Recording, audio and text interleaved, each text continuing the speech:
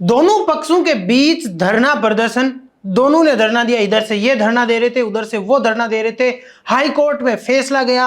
पहले high court ने रद्द की, उसके बाद रोक लगाई, लेकिन एक बार फिर सुप्रीम कोर्ट ने रद्द कर दी है। ये क्या चल रहा है भैया? ड्रामा चल रहा है या ऐसे ही? नमस्कार दोस्तों, आपका स्वागत है भारत रफ्तार में और मैं हूं आपके साथ हरी।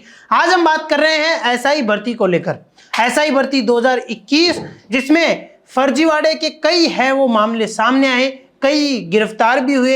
एसओजी का भी इसमें है वो घोटाला सामने आ रहा था। लेकिन उसके बाद हनुमान बेनीवाल और किरोड़ीलाल मीणा दोनों धरना करते हैं। पहले किरोड़ीलाल मीणा का धरना प्रदर्शन रहता है और उसके बाद जब बीजेपी की सरकार आती है तब हनुमान बेनीवाल लगातार 122 दिन तक है वो धरना प्रदर्शन करते हैं शहीद स्मारक पे।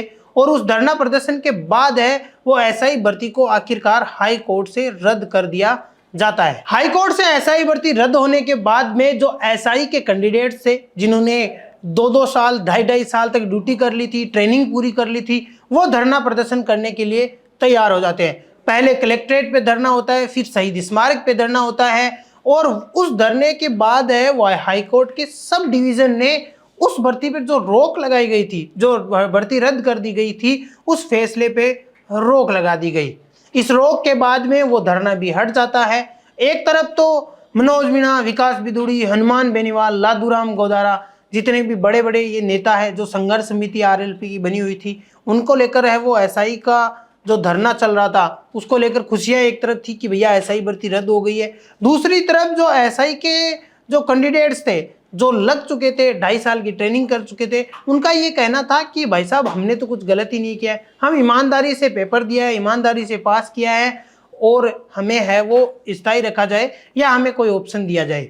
उसके बाद थोड़ा सा मामला गर्म हुआ और सब डिवीज़न जो कमेटी बनी उसने है वो एसआई भर्ती पे जो फैसला हुआ था उसके ऊपर रोक लगा दी। लेकिन आज उसके बाद एक बड़ी खबर सामने आती है।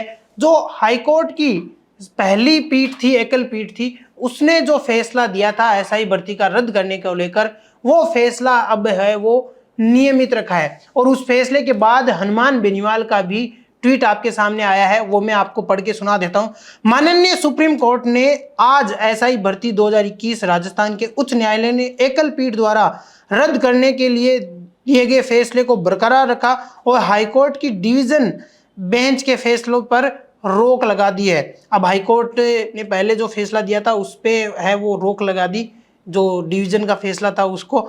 जब माननीय राजस्थान उच्च न्यायालय ने न्यायालय की एकल पीठ ने इस भर्ती को रद्द करने को लेकर फैसला दिया, तब प्रदेश के मुख्यमंत्री श्री भजनलाल, बीजेपी जो भजनलाल को टैग करके लिखा है, ने इस भर्ती को रद्द करने का क्रेडिट लिया और सार्वजनिक रूप से ये कहा कि उनके द्वारा गठित जांच एजेंसी के परिणाम स्वरूप ही ये भर्ती रद्द हुई है।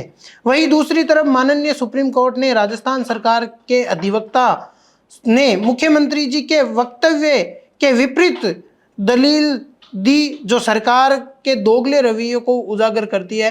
राष्ट्रीय लोकतांत्रिक पार्टी सदैव राजस्थान के मेहनतकश युवाओं के हितों की लड़ाई लड़ेगी। हनुमान बेनीवाल के इस ट्वीट से भजनलाल सरकार पर भी निशाना साधा, भजनलाल शर्मा पे भी निशाना साधा और इसके अलावा जो हाई कोर्ट के फैसला है उसका भी कहीं ना कहीं एक सम्मान है वो नज़र आ रहा था। एसआई भर्ती को पहले रद्द किया गया, फिर उसके बाद में है वो रोक लगाई और फिर अब आखिरकार है वो रद्द हो चुकी है। इसके बाद अब हनुमान बेनीवाल का ट्वीट भी आ रहा है और कुछ और लोग भी ट्वीट कर रहे हैं कि एक तरफा ये जीत है वो आरएलपी की बताई जा रही है। धन्यवाद दोस्तों।